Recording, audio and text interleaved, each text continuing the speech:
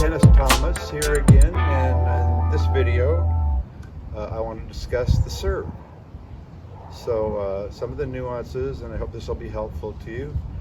A couple of things. First of all, you want to always serve with the continental grip. And the quickest, easiest way to get the continental grip is pretend like you have a sword right here in a scabbard. Put it right there, grab it, there's your continental grip.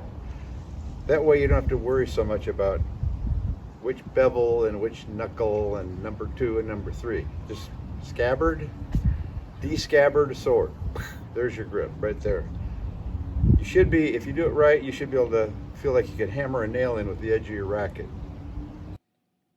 Now, if you're hitting a flat serve like this one, you'll automatically pronate when you go down and you go up into the ball and just whack it. You'll automatically be on edge because of your continental grip. So that's why it's good to use a continental.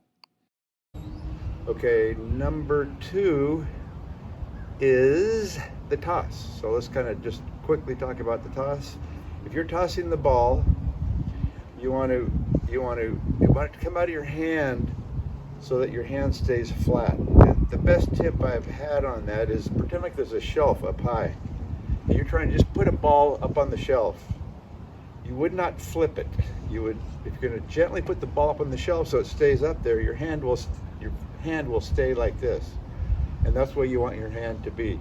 If your hand closes like this, like that, you're going to wind up flipping it up over your head and flipping it all over the place. So you want the ball to come out of your hand like that.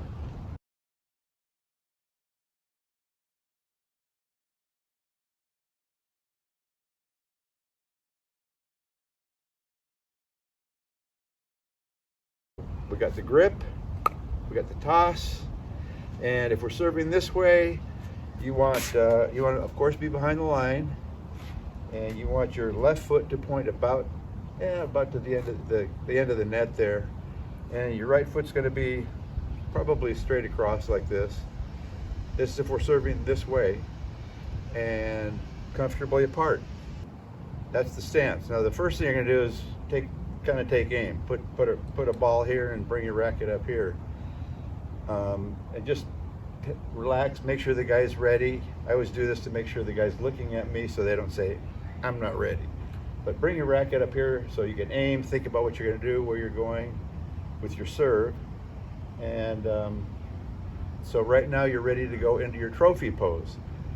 Now the trophy pose is really critical. Very few club players go into a trophy pose. Most club players do something.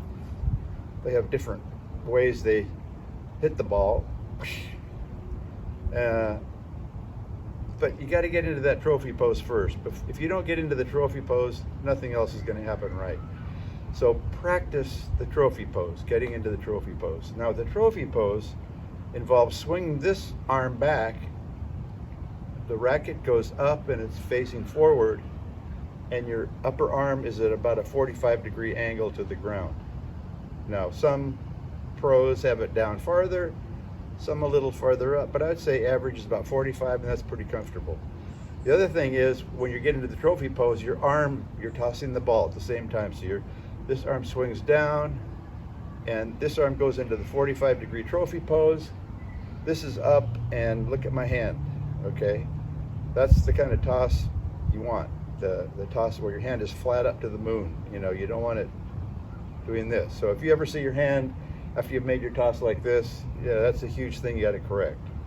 So let that toss go up, and you're going to toss it just kind of in front of your eyes. So if the ball dropped, it would drop just in front of your eyeballs, okay? And so now let's get into the trophy pose. What happens here? Now I'm taking my aim. I'm making sure my opponent is ready, and I'm going to go into the trophy pose. One more thing about the trophy pose, you want to really bend your knees when you do it. So you want to go, your knees bend. That's so you can go up into the ball. So trophy pose, bent knees, flat hand. You want to get to this position. And if you got to practice this 50 times to get used to this position, that's good. Practice 100 times so you're really comfortable with this. And when you actually go out and play, be sure and get into the trophy pose. Okay, so here it is. That's what it looks like. Now the next thing that's going to happen is my elbow is down, my upper arm is down, my forearm is up, my racket is up. This switches instantly. What happens is my upper arm goes up, my forearm goes down, and the racket goes down to the ground. It points to the ground. So ignoring this part of my body, here's what's going to happen. This move. Now notice that my forearm has gone down, not actually down to the ground, but down compared to being up. Down like this. Now look at my racket. It's straight down to the ground. Now what happens is right here, my racket is pretty much facing my opponent. But when I make this move, the racket goes on edge.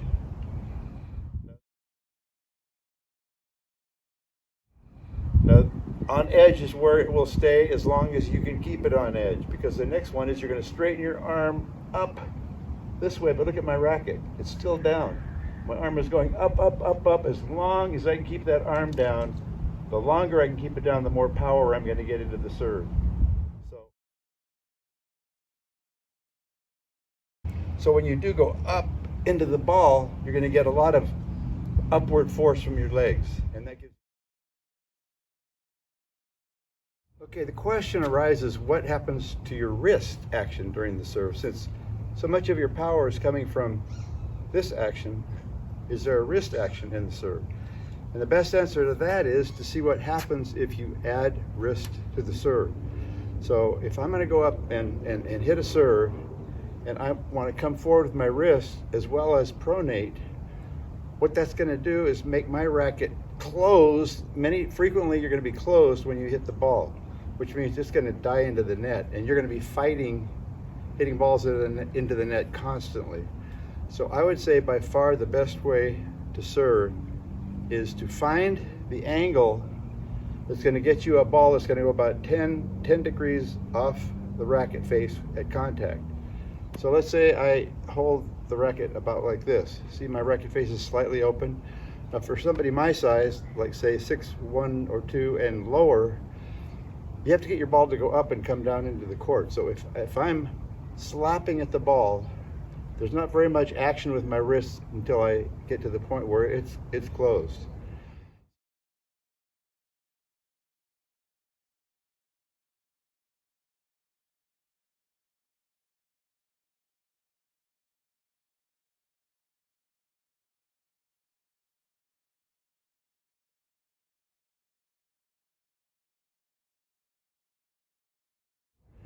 So I would say the best thing to do is take the wrist, this action out.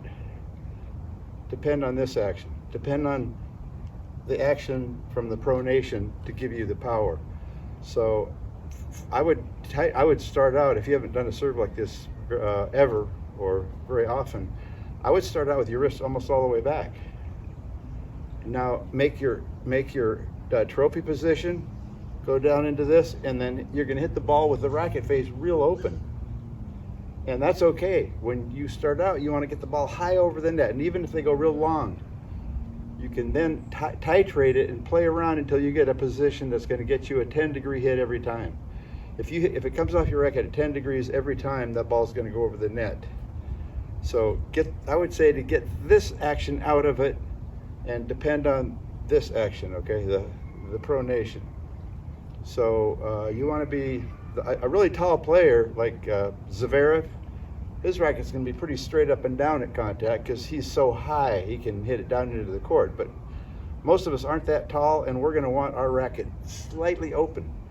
So find that position that's going to give you a 10-degree hit every time you hit the ball. Keep that position with your wrist and don't slap at the ball like this. So now you're just going to be pronating. You're going to be trophy, position, up on edge, pronating and coming down, and your wrist will always be in the position that's going to get the ball over the net.